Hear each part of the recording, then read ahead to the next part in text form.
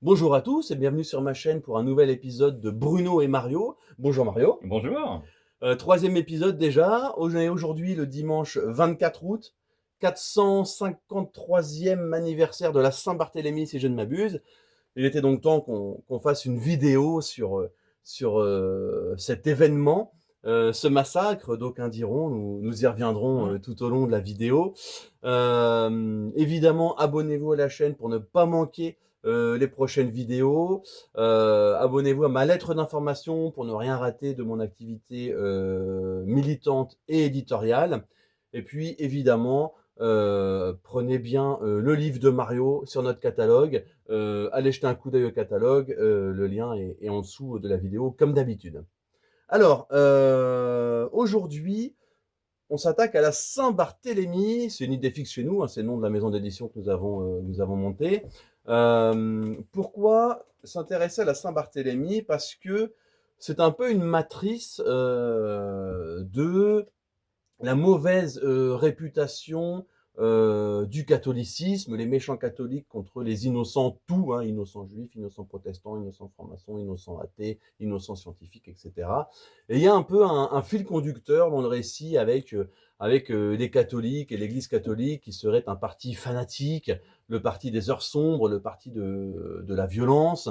On a Torquemada, l'Inquisition, Savonarola, la chasse aux sorcières, la Terre plate, Galilée, etc.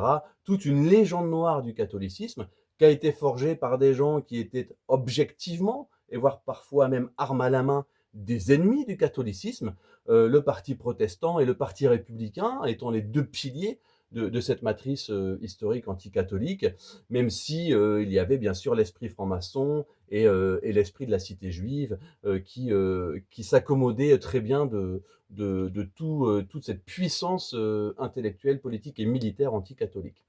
Et donc à Saint-Barthélemy, on a coutume de dire que c'est un massacre des méchants catholiques contre les innocents protestants, tout comme on a coutume de dire que cette guerre des religions, hein, dont on parle aujourd'hui, aurait commencé au massacre de Vassy, lorsque les gens du duc de Guise auraient massacré sans aucune raison donc des protestants. Donc on va revenir Mmh. sur tout ça dans cette vidéo. Le but n'est pas de nier le massacre de la Saint-Barthélemy ou ses répliques en province, évidemment. Le but est de remettre chaque chose à sa place, et notamment ceux qui étaient là sur leur terre et ceux qui n'y étaient pas, ceux qui ont commencé les hostilités et ceux qui ont répondu aux attaques, et notamment l'iconoclasme et le protestantisme assassin, mais nous y reviendrons Mmh. tout au long de la vidéo. Mmh.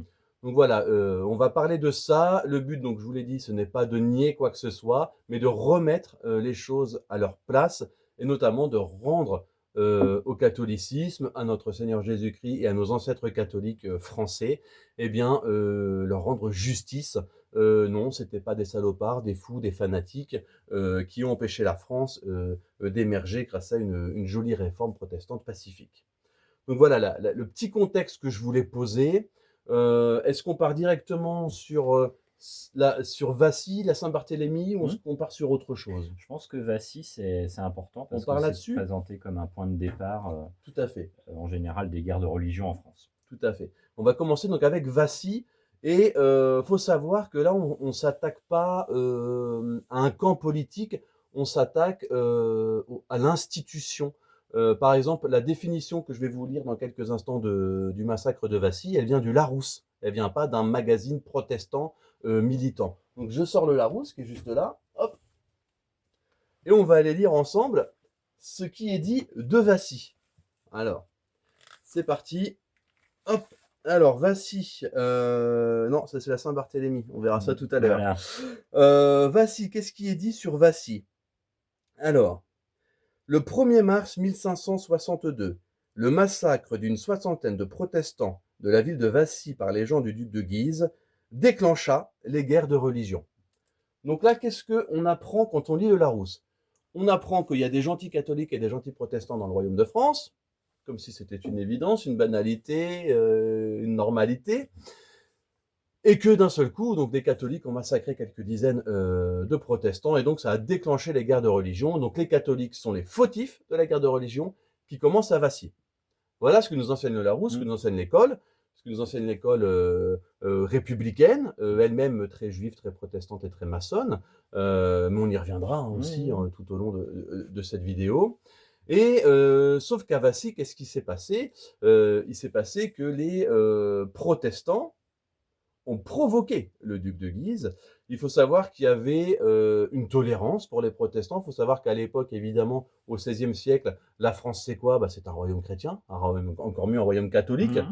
Et ce depuis, pas l'élection précédente, mais ce depuis le 5e siècle.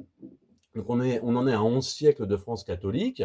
Il y a la réforme qu'on sait dans toute l'Europe, on y reviendra. Et s'il y a des protestants en France, c'est parce qu'ils sont tolérés par le pouvoir catholique. Les protestants sont tolérés en France catholique. Parmi les objets de cette tolérance, il y a l'interdiction de célébrer des offices protestants en ville ou à côté des églises. C'est ça. À Vassy, qu'est-ce qui se passe? Les protestants, apprenant que le duc de Guise sera de passage dans la ville, eh bien, organisent une cérémonie. Le duc de Guise est alerté par ces gens et ça finit en échauffourée. Vraiment, on peut parler d'échauffourée avec des victimes dans les deux camps. Donc voilà, donc, on ne sait pas du tout Vassy qui déclenche les guerres de religion en France. Il y a déjà eu des assassinats, des meurtres, des pillages et de l'iconoclasme déjà au moment où l'affaire de Vassy éclate. Seulement, c'est peut-être la première fois qu'une échauffourée impliquant des catholiques est avérée. Et il s'agissait bien de légitime défense des gens qui sont chez eux face à un culte étranger qui s'impose et qui provoque, ce qui n'est pas sans évoquer la situation actuelle, si je peux me permettre cette parenthèse politique. Donc voilà, Vassy, c'est ça. Donc le Larousse, l'institution, la France académique et les écoles font déjà de la définition de Vassy ou Vassy, je sais pas, je dis Vassy. Oui, c'est Vassy. C'est Vassy. Font de Vassy déjà la pierre angulaire de la méchanceté des catholiques contre les protestants, les méchants catholiques qui provoqueraient la guerre de religion, alors que, eh bien, c'est le contraire. On est déjà dans un acte de légitime défense à cette époque-là, catholiques qui ont été d'ailleurs très patients. Mais on y reviendra aussi, je pense. En ce qui concerne la Saint-Barthélemy, l'autre définition du Larousse, je n'ai pas besoin de le rouvrir, elle est assez courte. Il me semble que ça dit que c'est un massacre dans lequel 3 à 4 000 Parisiens meurent, sans compter les morts en province, et qui serait resté comme la marque de l'intolérance religieuse. Alors que la Saint-Barthélemy, là aussi, eh bien, n'est qu'une réponse de catholiques, et on va s'étaler sur toute la vidéo sur ce sujet très complexe, qui est devenu complexe parce qu'il y a beaucoup de mensonges historiques. Oui. Mais il s'agissait là aussi d'un acte de légitime défense à la fois religieux et politique. Et une fois de plus, non seulement les catholiques n'ont pas été les premiers à attaquer, ils étaient en état de légitime défense, mais en plus, tous les chiffres qui sont donnés ont été exagérés. Et c'est avéré dans plusieurs ouvrages. Je vais me permettre une lecture d'un passage du livre d'Henri Hello, son étude sur la Saint-Barthélemy, à moins que tu veuilles intervenir avant. Ah non, pas du tout. Eh bien, je déroule. Donc, c'est Henri Hello, donc un bouquin qu'il a écrit en 1899. Un bouquin très intéressant parce que il cite énormément d'auteurs protestants pour mettre en avant le fait que ce qu'il dit lui, c'est pas du fanatisme ni un travail politique, mais un travail de réhabilitation des faits tels qu'ils se sont passés.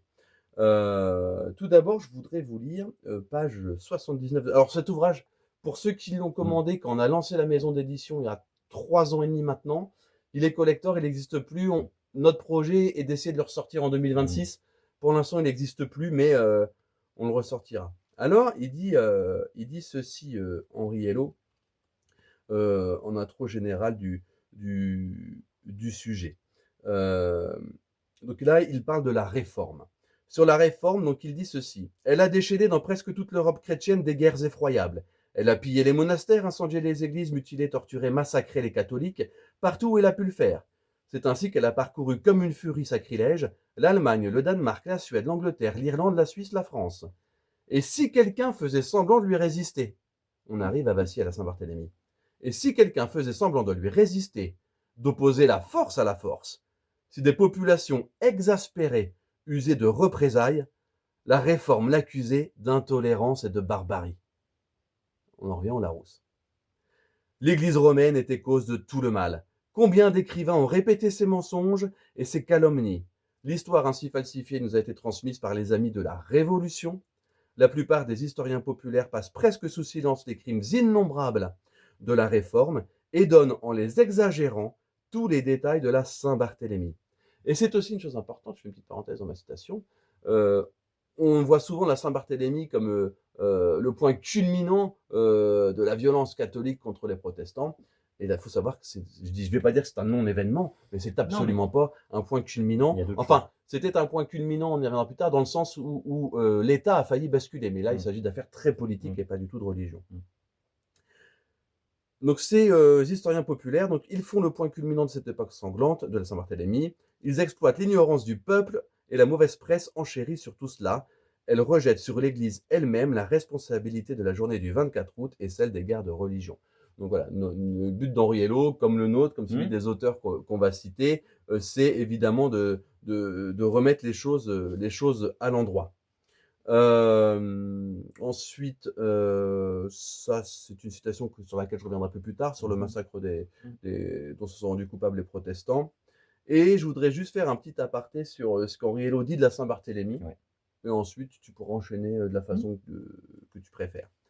Parmi les tueurs, hein, parce que ni lui ni nous ne disons qu'il n'y a pas eu de massacre. Hein. Mais ce qu'il dit est intéressant. Parmi les tueurs, les uns pensaient arrêter par la violence un complot contre l'État. Et ça, on va y revenir, je pense, longuement. Les autres obéissent à une passion aveugle, la colère, la haine ou la vengeance. D'autres sont des bandits de profession et veulent avant tout piller, évidemment.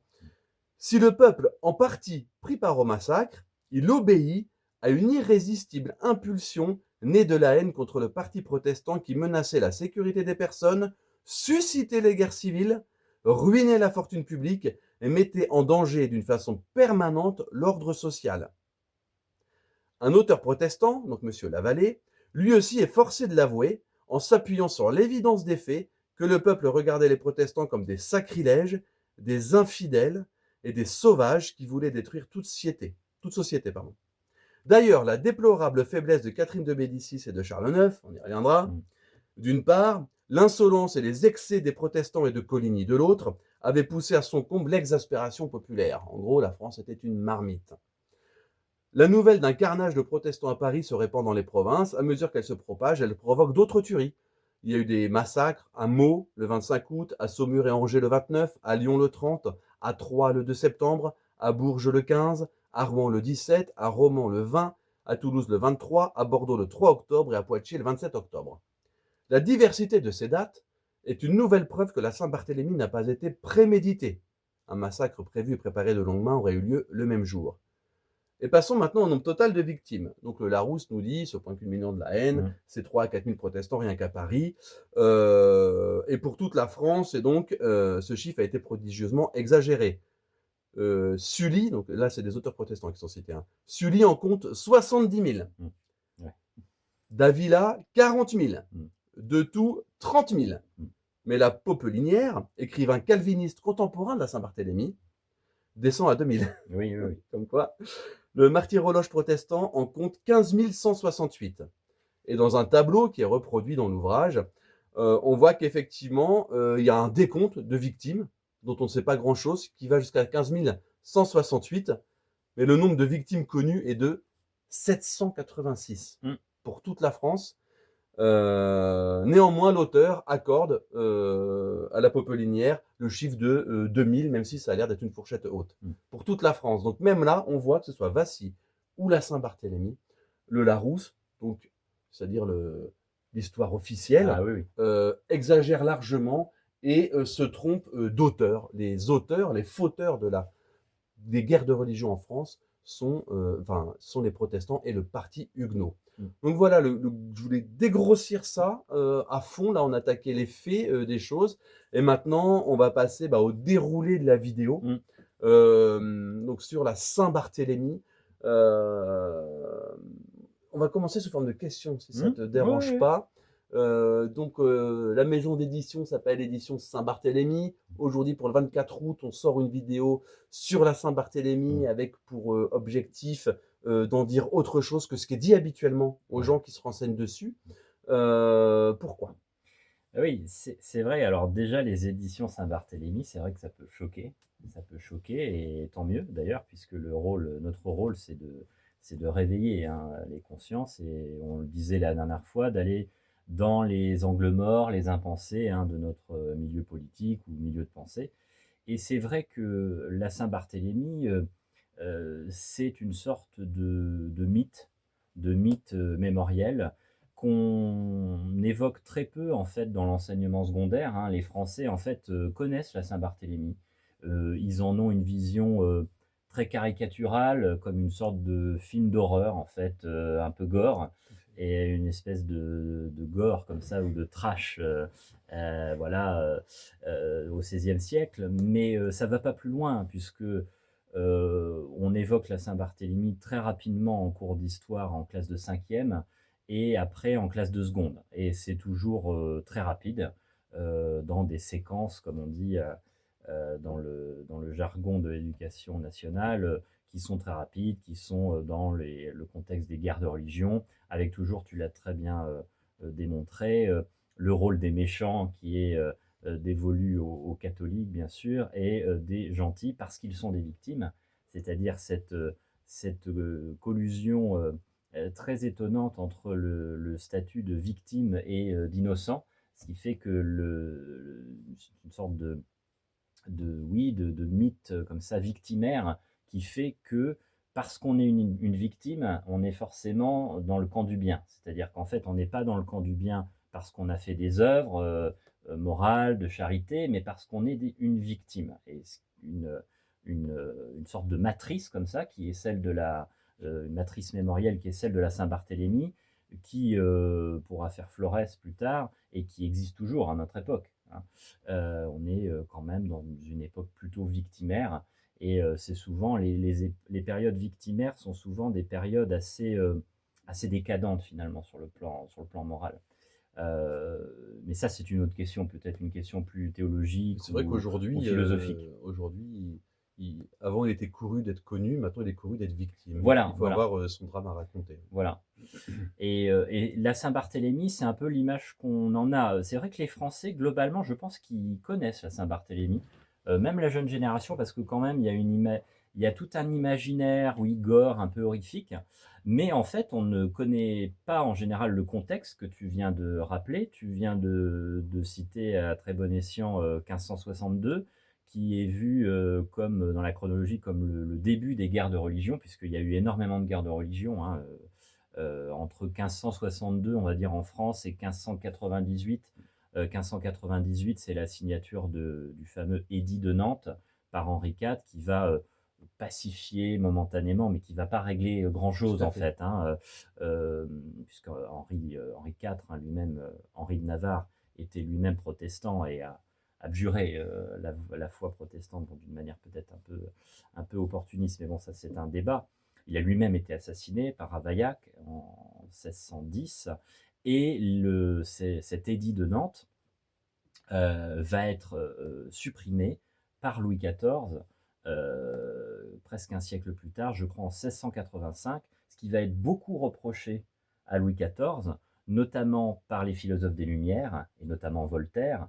Et Voltaire, on ne s'en étonnera pas, a écrit sur la Saint-Barthélemy, et ça va être un des premiers à dire que la Saint-Barthélemy est évidemment un exemple de cette tyrannie royale catholique, et donc ça prépare quelque part la Révolution française. Et c'est vrai que il faut penser l'histoire vraiment politique française sur le temps long, et c'est vrai qu'on peut faire une comparaison entre le protestantisme et la Révolution française. D'ailleurs, il y avait beaucoup de protestants qui étaient très favorables à la Révolution Oui. française. Voilà. Donc ça, c'est le contexte un peu global. Mais on y reviendra plus tard, peut-être à la fin de l'émission.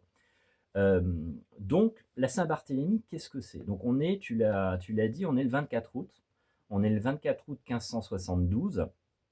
Euh, on est dans un contexte de guerre de religion. En 1570, 2 ans avant, le roi Charles IX, qui est très jeune, hein, il a une vingtaine d'années, il n'est pas en forme hein, parce qu'il est tuberculeux. D'ailleurs, il est mort très peu de temps après la Saint-Barthélemy. Il est mort en 1574, très jeune, hein, il est mort à 24 ans. Il a 22 ans, hein, quand il prend la décision du massacre des chefs protestants. Oui, Parce que ça, on va le préciser après. c'est jamais dit, hein. Voilà, et ça, ce n'est jamais dit. On a l'impression que le roi Charles IX est un cinglé qui décide de trucider 10 000 protestants, parce que voilà, maintenant on s'accorde pour dire qu'il y a eu certainement 10 000 huguenots, comme on disait à l'époque, qui ont été, oui, qui ont été tués entre le 24 août 1572 et on va dire octobre Oui, ça, 1572, parce que mi-octobre, oui. ça s'est allé après en province avec les rumeurs, hein. On a une époque où il n'y a pas la télévision, donc les nouvelles vont soit par le circuit des textes imprimés, puisque l'imprimerie existe, donc ça va un peu plus vite quand même qu'au Moyen-Âge, ou alors l'information circule par un métier qui s'appelle le crieur public. C'est des gens qui sont, c'est leur boulot, qui vont faire un peu le travail du présentateur de 20 heures, mais sur les places de ville en ville. Bon, voilà. Donc ça met quelques semaines. Mais voilà, donc à Rouen qui est une grande ville, une très très grande ville à l'époque, une des plus grandes villes du royaume, va connaître des tueries comme ça. Orléans aussi, qui est une place forte du protestantisme. Lyon aussi, voilà. Mais donc c'est 10 000 à peu près personnes. Et à Paris, Paris même, hein, le jour même ou la nuit, hein, parce que ça commence en fait, on peut dire la nuit de la Saint-Barthélemy, parce qu'en fait l'ordre est pris dans le conseil restreint du roi le soir du 23 août. Et, euh, et d'ailleurs, ça a lieu un dimanche, hein, le 24 août, cette année-là, en 1572. Et ensuite, voilà, ça se termine dans la journée du dimanche 24, du coup. Et c'est 3000 victimes, à peu près, on estime. Mais comme tu le disais très justement, il y a eu des chiffres, notamment dans l'historiographie, dans la geste un peu huguenote, protestante, il y a eu des chiffres complètement délirants. On a parlé de 50 000 morts, enfin c'est absurde. C'est monté à 70 000. Voilà, c'est n'importe quoi. Bon, alors 3000, c'est vrai que c'est déjà pas mal, hein, c'est important. Ça reste une fourchette haute. Mais c'est une fourchette haute, En voilà, plus, en plus. parce que comme tu l'as très bien dit, les sources sont très complexes, parce que bah, les archives de la ville de Paris ont brûlé au moment de la Commune, en 1871. On peut se baser sur des textes d'entreprises un peu funéraires de l'époque, voilà, bon, pour voir un peu. Et puis il y a des bourgeois qui sont connus, les registres de notaires aussi, Ouais. qu'on a encore. Après, Souvent les historiens travaillent les là-dessus. guerres de chiffres, c'est pas simple quand on voit qu'entre deux auteurs protestants Oui, contemporains des faits, il y a 68 000 morts d'écart oui, sur tout le royaume. voilà, c'est que là, il y a. C'est une question, bon, Oui, c'est complexe. mais Mais complexe. voilà, mais entre 2000 et 3000, c'est certainement ce qui s'est passé. Paris, à l'époque, est la ville la plus peuplée d'Europe, hein, elle compte 300 000 habitants. Le Royaume de France, c'est 15 millions d'habitants, à peu près. Et on est face à une masse huguenote qui atteint en 1572 à peu près 2 millions d'habitants. Donc on est à plus de 10%. Donc 10%, ça commence à être une minorité quand même assez agissante. Et surtout les protestants, enfin les huguenots, pour parler la langue de l'époque, sont souvent des gens très influents, des bourgeois, souvent des gens assez riches, hein, des marchands, des notaires, des professions libérales. L'équivalent du Premier ministre de l'époque, je ne sais pas si on peut dire ça comme ça, Oui. Coligny, Mm. est protestant. Oui, Il est un peu, c'est quoi, c'est l'équivalent de Bérou maintenant. oui, oui, oui, Donc ils sont très très influents. Ah oui, c'est des gens très influents, d'où la peur du Surtout roi. avec un roi jeune et malade. Et voilà, d'où la peur du roi Charles IX, qui est jeune, qui est malade, et puis Catherine de Médicis, qui est effrayée, parce qu'il ne faut pas oublier que la Saint-Barthélemy arrive en 1572, c'est-à-dire 10 ans après Vassy, c'est-à-dire 10 ans d'attaque protestante. Parce que c'est vrai que ce qu'on dit en général, c'est que c'est les méchants catholiques qui ont massacré les protestants. Mais ce qu'on oublie toujours de dire, c'est que les protestants ont tué des catholiques, ils saccageaient des églises, ils saccageaient des hôtels, ils saccageaient des statues, voilà, et il y avait une sorte d'hostilité très importante. Et donc cette classe protestante, c'est souvent des bourgeois, des professions libérales, des marchands. C'est très lié à l'alphabétisation, hein. C'est des personnes, en général très alphabétisées. Une bonne partie de la noblesse est protestante, parce que la noblesse, en général, hélas, en France, est très sensible aux modes intellectuels. On voit ça au XVIIIe siècle, je fais le parallèle avec la franc-maçonnerie. Oui. C'est pas une obsession, hein, mais mais c'est important, les liens entre, maçonnerie, franc-maçonnerie et protestantisme, puisque l'un des fondateurs de la Grande Loge de Londres, hein, au début du XVIIIe siècle, c'est un protestant, hein. Bon, l'Angleterre, berceau de la franc-maçonnerie spéculative, nation évidemment ô combien, protestante, hein, comme les Pays-Bas et cetera. Et donc c'est des personnes, très influentes, riches, connectées, à la première mondialisation, hein. Faut pas oublier qu'on est, au moment de l'essor des conquêtes, des empires, du commerce, du capitalisme naissant, notamment Tout dans à ce fait. qu'on appelle, la région hanséatique, hein, c'est-à-dire la Hollande, hein, où on a le développement de l'imprimerie. Donc on a une sorte de pré-capitalisme qui se développe, et le protestantisme est très lié, hein, d'ailleurs au développement de ce capitalisme. Et donc on a une nouvelle classe sociale, très puissante, et on comprend que ça puisse faire peur, au clergé, catholique, et au roi, Charles IX, et à sa mère, Catherine de Médicis, qui, heu, qui a essayé d'être pragmatique.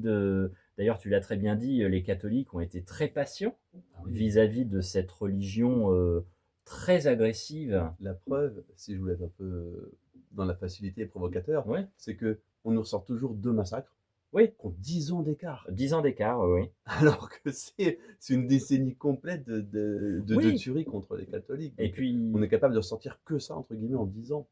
mais complètement, et d'ailleurs à l'époque on parle pas de guerre de religion, on parle de guerre civile, ça veut bien dire ce que ça veut dire. On parle de troubles aussi, ça peut faire penser aussi ce qu'on disait de la guerre d'Algérie à l'époque, on appelait ça les événements aussi.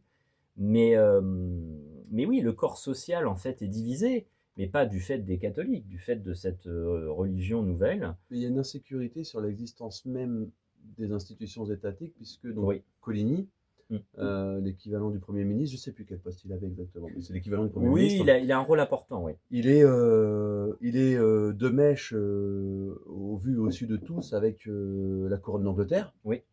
qui est pas forcément, la couronne qui a le plus envie de voir la France rayonner.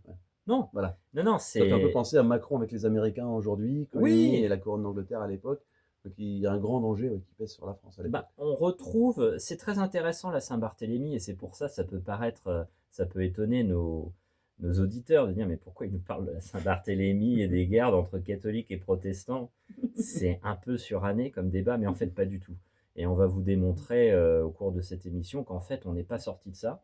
On est toujours là-dedans parce que, une bonne partie de nos élites sont encore, hein, ces élites, protestantes, maçonniques, républicaines, enfin c'est un peu la même chose, et souvent cette bourgeoisie, cosmopolite. C'est-à-dire cette bourgeoisie qui pense d'abord, à sa bonne réputation sociale, Exactement. intellectuelle, qui aime bien les innovations, parce que ça fait bien dans les salons d'avoir une innovation conceptuelle plutôt que d'être du côté de la tradition, et puis qui a souvent, des liens avec les milieux d'affaires, même si c'est des milieux d'affaires naissants, hein, au XVIe siècle, hein, on n'est pas dans la société, capitaliste du XXIe siècle, mais quand même, on a un pré-capitalisme qui est en train de se développer, les banques notamment, et cetera.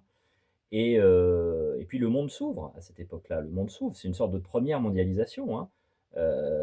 Voilà, les cartographies, n'ont pas changé, et on a déjà des cartes, qui correspondent à peu près aux Tout à cartes fait. qu'on a à l'heure actuelle, sans satellite, hein. Donc on a une représentation du monde qui n'est pas du tout la représentation du monde que pouvait avoir, Alexandre le Grand, ou même Clovis, voilà. Et donc on a, quelque chose de profondément moderne, et c'est ça qui est très intéressant dans cette période du XVIe siècle. C'est vraiment, une période charnière. Alors en histoire, c'est un peu une tarte à la crème de dire ça, parce que par définition, toutes les périodes sont charnières. Ouais.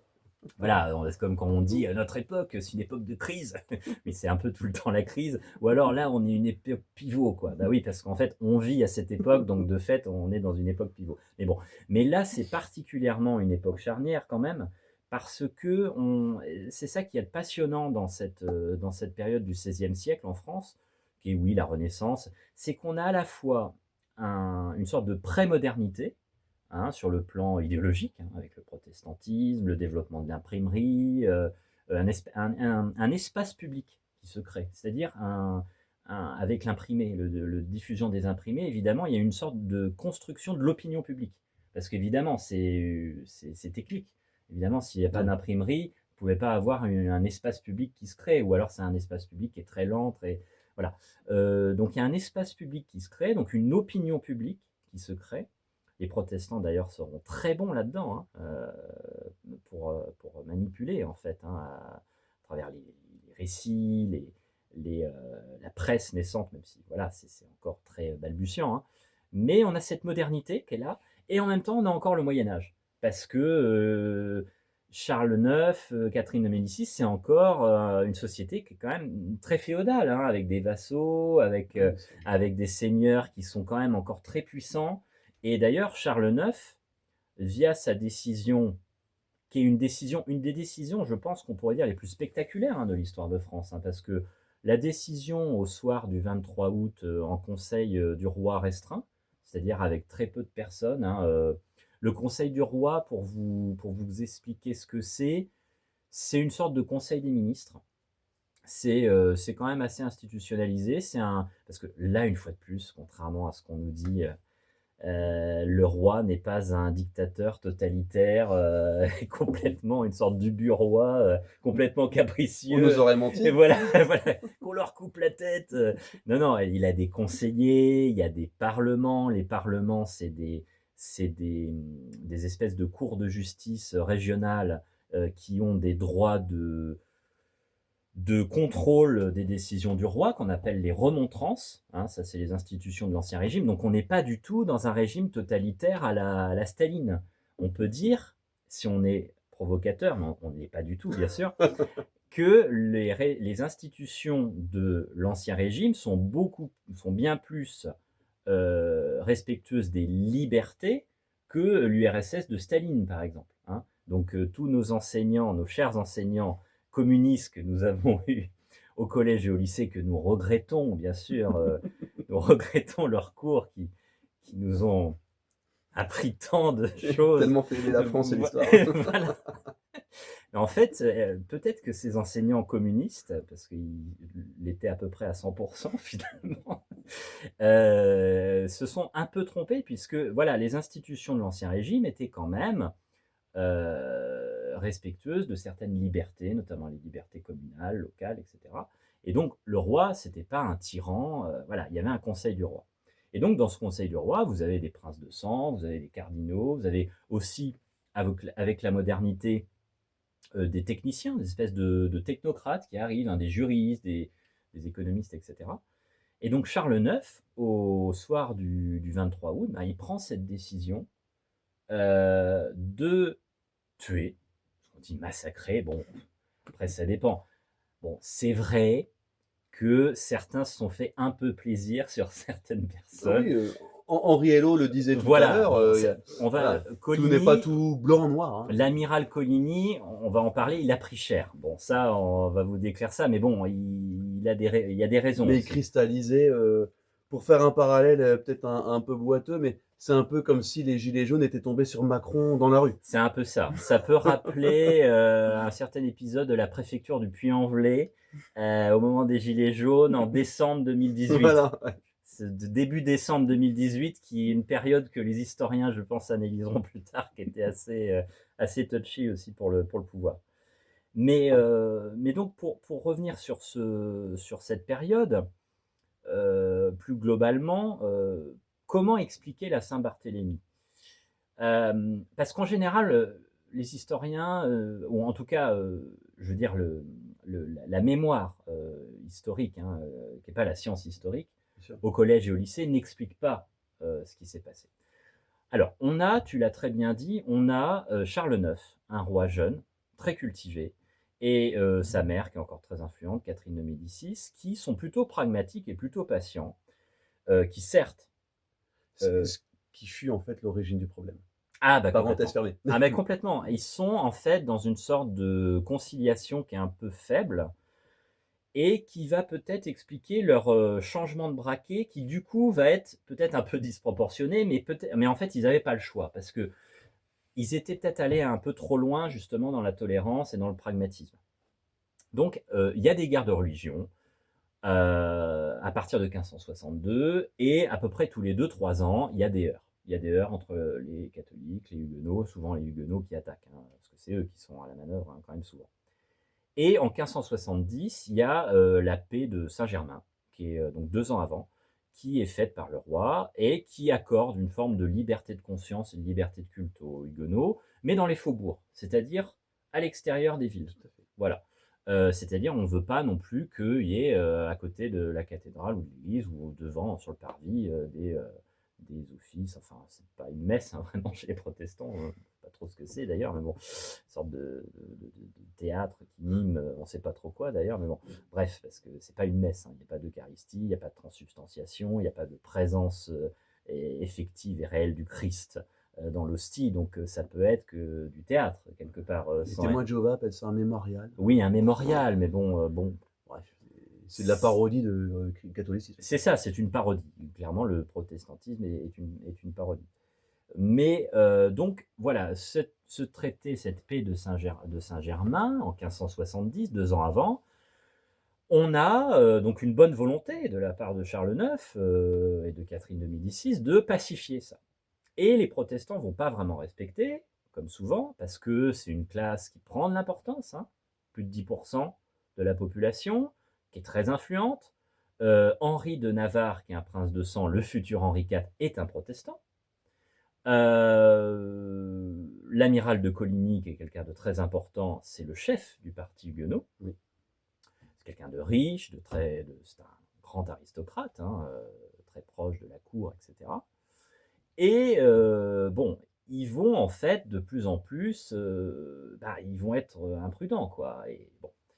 Alors, il y a une tentative qui est incroyable de la part de Catherine de Médicis et de Charles IX pour rompre en fait ces guerres, c'est un mariage. Et comme souvent, on va passer par la stratégie matrimoniale, c'est-à-dire qu'on va marier des contraires, hein, pour essayer d'apaiser tout ça et surtout de fixer, je dirais, dans le temps, de sceller via le mariage cette paix entre parti protestant et parti catholique. Et cette tentative et ce mariage, c'est un mariage très important, un mariage magnifique, fastueux, avec des décors magnifiques, mythologiques, des danses, des musiques, vraiment un mariage fastueux qui a lieu le 18 août. Le 18 août 1572, c'est-à-dire à peine une semaine avant la Saint-Barthélemy.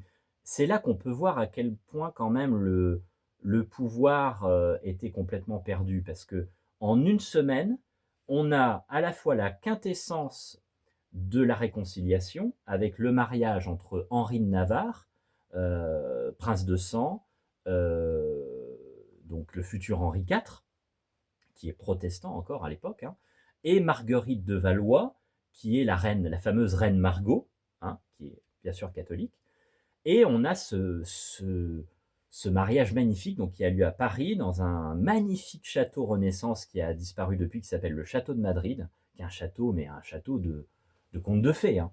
Et on a un mariage sublime, alors qui pose problème, parce que le pape Grégoire XIII ne veut pas de ce mariage, parce qu'évidemment, le pape ne veut pas qu'on autorise le mariage entre une catholique et un hérétique. Et là, je me permets de faire une parenthèse.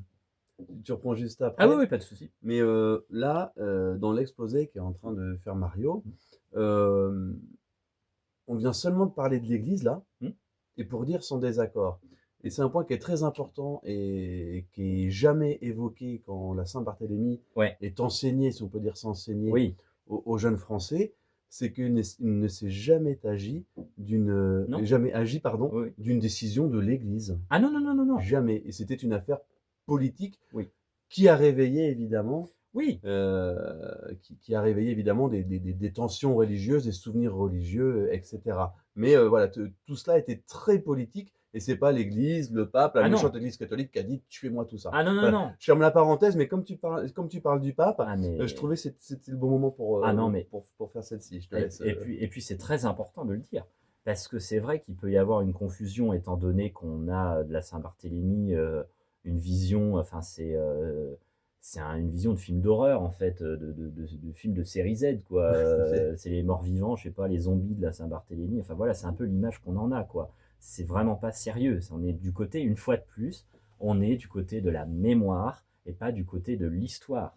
Et ça, c'est une catastrophe, hein. L'histoire, c'est le contraire de la mémoire. L'histoire, c'est une science humaine, c'est le contraire d'une propagande politique, Et hein. ce qui est génial, c'est qu'une mémoire, si on s'oppose contre elle, on est un salopard. Oui, mais Alors que si on ça, laisse l'histoire au rang de science, voilà, on peut discuter de tout. bien sûr. Et donc Grégoire XIII n'était pas chaud pour le mariage. Voilà, Voilà, on ben en oui, était là. mais c'est ça, mais tout à fait, le pape, il suit ça de très près, et évidemment, le pape ne veut pas de ce mariage, et donc il y a quelque chose d'assez fort, et c'est là qu'on voit l'autonomisation aussi du politique par rapport au temporel, hein, parce qu'il y a quand même toujours eu en France une comment dire, Un quasi-gallicanisme qui dit pas son nom. oui, oui, oui, une tentation gallicane. Voilà, ah oui, la tentation gallicane, c'est joliment dit. Ouais, ouais, il y a une tentation gallicane qui court à travers toute l'histoire de France, y Mm. compris chez les rois, hein, Mm. et y compris chez les rois de droit divin. Ouais.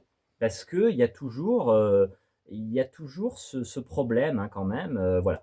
Et donc, il y a un truc incroyable, c'est que elle, donc Catherine de Médicis, parce que c'est quand même elle qui tire encore les ficelles, parce que Charles IX, il a 22 ans, il n'est pas en bonne santé. C'est pas un imbécile, hein, Charles IX. Attention, hein, c'est quelqu'un de. Et puis il a du caractère. Mais disons qu'il manque peut-être un peu de sang-froid. C'est quelqu'un qui certainement était un peu dans l'affect.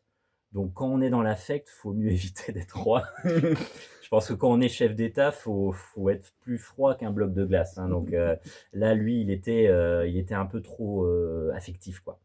Donc Catherine de Médicis, elle est pas du tout là-dedans, c'est quelqu'un de plus raisonné, même si c'est pas le monstre froid que la légende noire en a fait.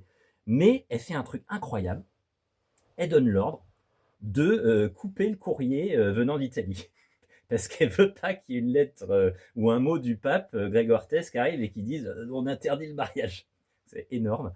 Donc voilà, elle n'obéit pas du coup au pape de ce point de vue-là, en tout cas préventivement. Et elle va même demander à un membre de la noblesse très proche de la famille royale, qui est le cardinal de Bourbon, d'officier et de faire ce mariage. Et ce mariage a lieu, donc le 18 août 1572. C'est un mariage magnifique où vous avez réuni à Paris toute la noblesse protestante et toute la noblesse catholique. C'est incroyable. C'est porteur d'une promesse de réconciliation, alors peut-être un peu candide, un peu neuneux, hein, quelque part. C'est assez mal vu du peuple parisien, parce que Paris, à l'époque, alors ça a changé, est une ville incroyablement catholique, très catholique, la ville de Paris, et qui voit d'un très mauvais œil tous ces nobles et riches protestants qui viennent à Paris. Et voilà, ce mariage est à la fois une promesse incroyable pour la cour. Et Catherine de Médicis, en plus, est très influencée, parce elle est florentine, elle est italienne, elle est très influencée par le néoplatonisme de Marcille Ficin, des humanistes de la Renaissance, qui sont des gens qui vont croire beaucoup dans l'alchimie des contraires, dans les symboles mythologiques. Et donc, Catherine de Médicis, elle est vraiment là-dedans. Et ce mariage a une importance très symbolique et très mythologique pour elle. La reine Margot est présentée comme une sorte de nouvelle Vénus.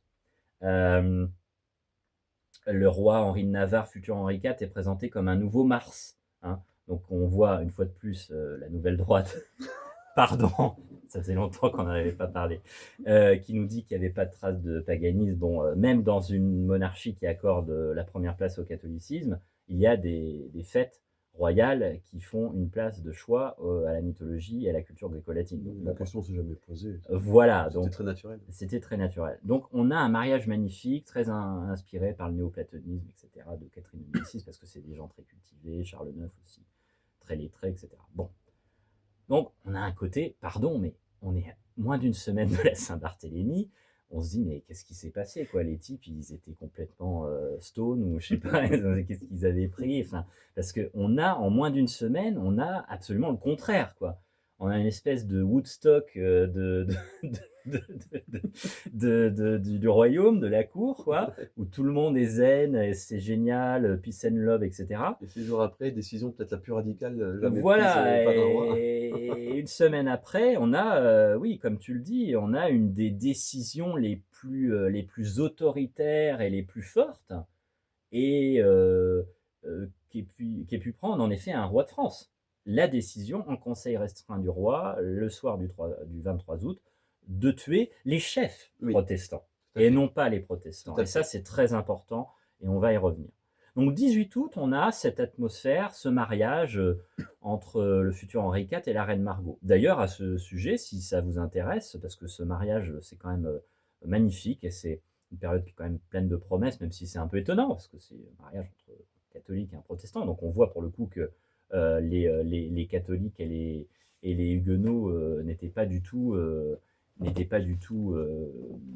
aussi caricaturaux qu'on a pu le dire. Me revoilà, on a eu un petit souci de lumière. Je laisse à nouveau la parole à Mario. On va essayer de vous parler, sans être dans le noir, Voilà, puisque c'est là, il ça. fait nuit au moment où on enregistre. Voilà, tout à On a tous les fait. 2 plein d'occupations en journée. Voilà, voilà. On enregistre le soir, je te rends la main. Voilà. Donc ce magnifique mariage du 18 août qui est très important, si ça vous intéresse, vous pouvez voir le très grand film de Patrice Chéreau qui s'appelle La Reine Margot, qui a une trentaine d'années avec Isabelle Adjani, Vincent Pérez, qui est un film extraordinaire sur cette période-là. Et puis évidemment, vous pouvez lire le roman d'Alexandre Dumas, La Reine Margot, hein, sur ce sujet-là. Donc le 18 août, on a ce mariage. Donc une promesse de réconciliation, même si ça va exciter les catholiques à Paris, hein. On a les dominicains, les capucins, les prêtres, qui voient d'un très mauvais œil et qui ont peur en fait, qui ont peur de voir autant de catholiques De armés, protestants armés, de oui. protestants, pardon, armés, aussi nombreux, hein, des huguenots, Alors, dans Paris. pour que ce soit clair, ils n'ont pas peur, de perdre des prébendes ou du pouvoir, Non, non, ils non. ont peur pour leur vie. Et c'est ça, Qu'on recontextualise bien. voilà, les catholiques ont peur de ces huguenots nombreux, riches, Puissant, oui. puissants, armés et qui sont nombreux dans Paris, qui est une ville catholique. Et donc, oui, il va y avoir des prêches de dominicains, de prêtres qui vont être très hostiles à ce mariage. Bon, et c'est vrai que ça peut exciter une sorte d'opinion publique catholique à Paris. Ça, il ne faut pas le nier. Et ça Bien peut sûr, expliquer bien sûr. après les 3000 morts, en fait. Voilà. Et on va expliquer comment ça a pu se dérouler concrètement. Bon, c'est le 18 août, donc il y a une tension, mais bon, finalement, tout ça va rentrer dans l'ordre. Bon, c'est plutôt une sorte de promesse. On a un premier basculement le 22 août. Parce que le 22 août, là, c'est pas du tout prévu. On a l'amiral de Coligny, qui est toujours à Paris, qui sort avec ses gardes du corps, en quelque sorte, et qui subit un attentat, une tentative d'assassinat d'un certain Morvert, seigneur de Morvert, qui est un ultra-catholique, proche de la famille de Guise. Donc les Guises, c'est le parti ultra-catholique qui est à la tête de l'organisation qui s'appelle la Ligue catholique, hein, qui s'est constituée et euh, qui est contrôlée par la grande famille aristocratique des Guises, hein, d'abord François de Guise, et puis ensuite Henri de Guise, le duc de Guise, que l'on connaît donc au moment de la Saint-Barthélemy. Et la Ligue catholique, elle a un rôle très important parce qu'elle aura un rôle important dans les années 480, puisque le roi Henri III, donc le successeur, le frère hein, de Charles IX, sera obligé à un moment d'en prendre la tête pour essayer de la contrôler et de la modérer. Et Henri III, ce même Henri III, sera assassiné par un proche de la Ligue catholique. Donc c'est une organisation très importante et qui, une fois de plus, ce ne sont pas des fanatiques complètement barjots. Voilà, ce sont tout simplement des personnes qui veulent réagir face aux attaques huguenotes et qui sont dans une sorte de panique morale, en fait. Il faut se replacer de leur point de vue. Il y a une vraie peur, il y a une vraie crainte, en fait, de cette nouveauté protestante qui est très agressive. Pour faire un parallèle un peu provocateur, L'ordre social est menacé. l'ordre social, la cohésion nationale Oui. est menacée. Et c'est pour ça aussi que cette période-là des guerres de religion ressemble beaucoup à notre époque, hein, parce qu'on est dans une époque dans laquelle la cohésion de notre nation est en grand danger pour les années à venir, pour plusieurs raisons. Hein, ça peut faire l'objet d'autres vidéos, mais vous comprenez évidemment ce qu'on dit. Donc c'est pour ça que cette période-là, la Saint-Barthélemy est intéressante, parce qu'on peut faire des parallèles avec notre époque. Hein. Une époque où il y a des tensions très fortes, une fracturation du corps social, beaucoup de divisions sur plusieurs lignes de fracture, et beaucoup de violence aussi. Hein. Donc ça ressemble un peu, il y a des échos. Mais pour faire un parallèle un peu provocateur, même si, voilà, mutatis mutandis, comme on dit en latin, on ne peut pas comparer complètement. Mais de la même, on ne peut pas comprendre, par exemple, l'émergence des régimes fascistes en Europe si on ne comprend pas la crainte inaugurale de 1917, avec l'apparition, l'irruption de cette attaque bolchevique. Et bien, de la même manière, on ne peut pas comprendre la réaction et l'émergence de la Ligue catholique si on ne comprend pas l'irruption, hein, c'est 1517 pour le coup, de Luther, le luthérorisme, je crois. Le luthérorisme, Yves Girardin. Voilà. Et c'est la même manière, parce que c'est toujours pareil.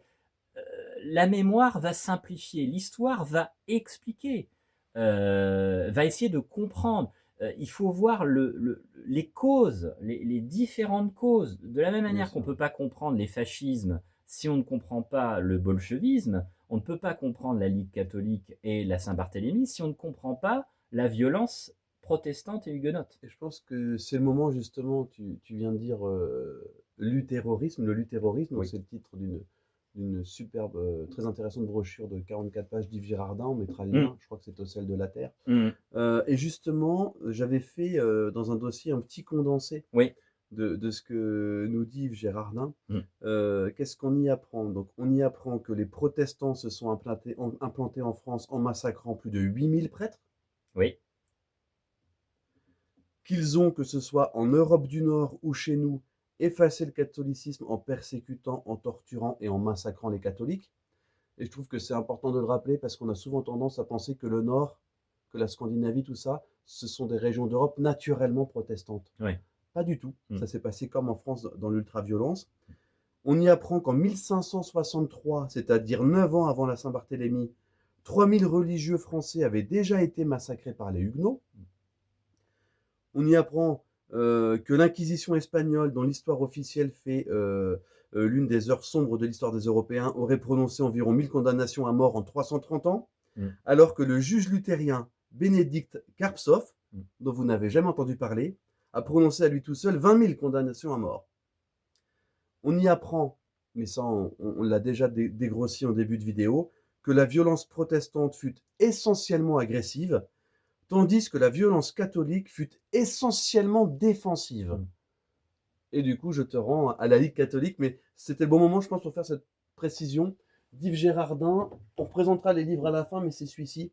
Luther, Calvin, Ferry et le luthérorisme. Une petite brochure très intéressante. Mais ça, c'est très important, c'est un point très important. Sinon, on ne comprend rien. Mais on ne comprend rien, et en vrai, qui connaît ça en France? Parce que voilà, même nous, on l'a appris finalement en lisant comme ça, mais on aurait pu passer complètement à côté, parce que c'est quelque chose qui n'est pas vraiment dans l'esprit du temps, alors que voilà, on veut vous démontrer à travers cette vidéo que la Saint-Barthélemy, c'est pas du tout du passé suranné, on est encore dans cette matrice-là. Hein. C'est finalement toujours un peu les mêmes oppositions. Hein. Quand on creuse un peu, les oppositions théologiques, les oppositions philosophiques, politiques et morales sont toujours à peu près les mêmes, si on creuse. Et donc en fait, c'est toujours d'actualité. La Saint-Barthélemy, elle parle de nous, en fait. Hein. Elle parle de nous encore. Et donc non, c'est un point qui est très important. Et c'est la distinction toujours entre l'histoire et la mémoire.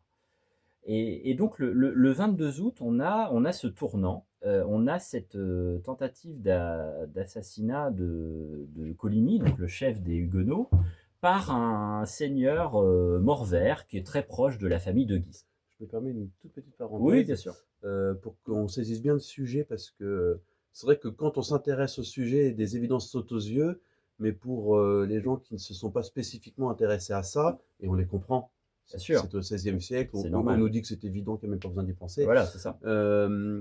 L'amiral de Coligny, personnage très important de l'État, j'ai peut-être exagéré en disant l'équivalent Mmh. de Bérou, mais pas forcément beaucoup. Non, mais c'est quelqu'un d'éminent, oui. Voilà. Eh bien, il faut savoir que, en tant que chef du parti protestant, il est en cheville avec la couronne anglaise et que il a promis à la couronne anglaise le port du Havre, il a promis Dieppe, il a promis un certain nombre de places fortes françaises, Mmh.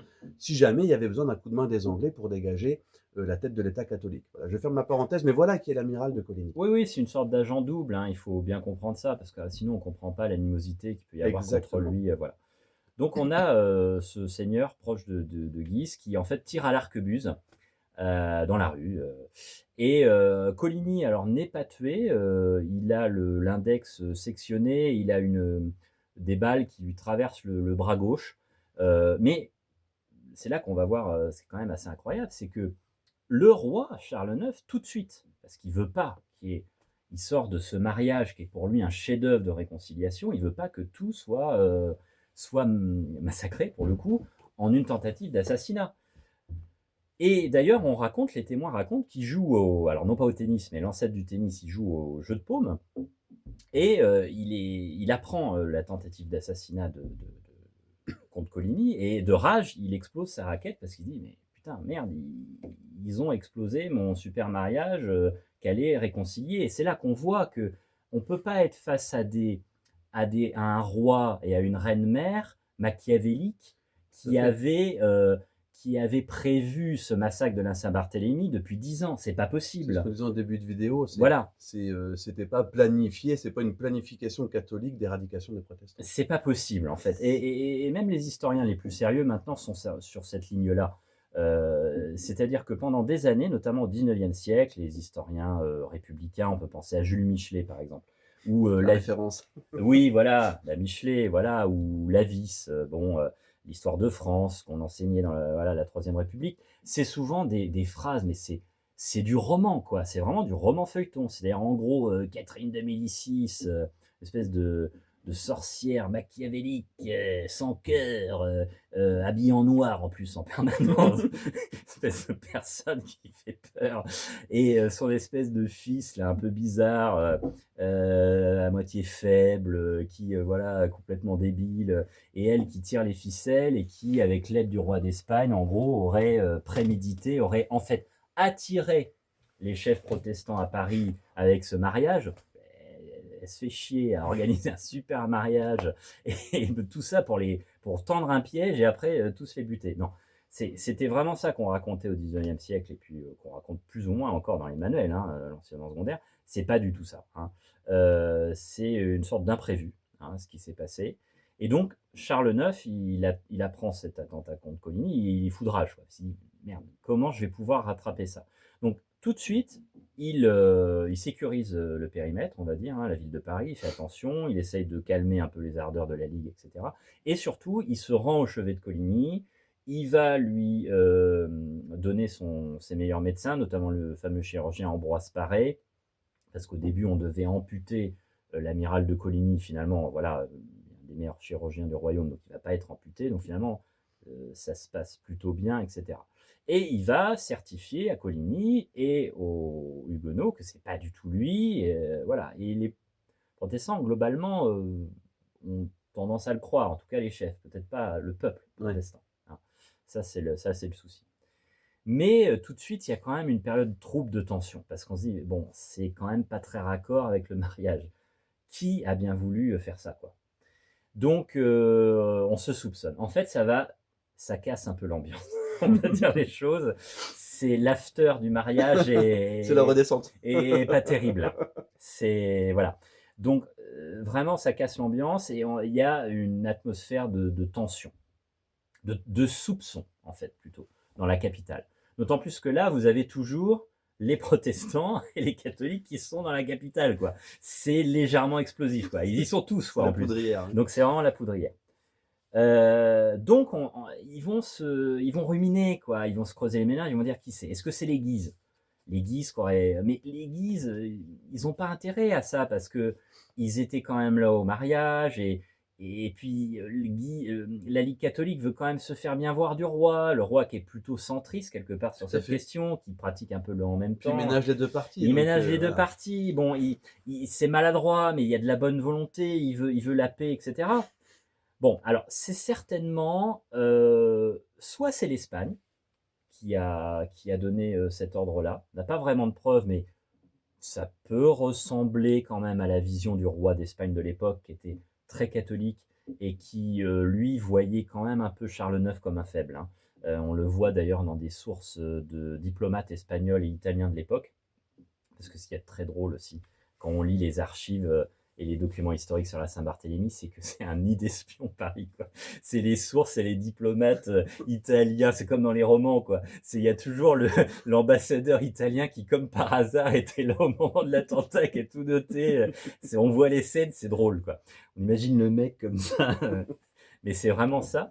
Et c'est un nid d'espions, quoi. Et donc, le roi espagnol qui est très catholique, et qui est très informé et certainement très influent à Paris, notamment vis-à-vis des cercles Mais catholiques. c'est pas étonnant qu'une nation très catholique soit très inquiète de ce que le protestantisme est en train de faire de la France, qui est quand même pas un petit poids sur la scène Voilà, mondiale, quoi. et ça s'explique totalement, d'autant plus que, évidemment, tu le dis très justement, l'Espagne, donc c'est les rois très catholiques d'Espagne, d'ailleurs on les appelle comme ça.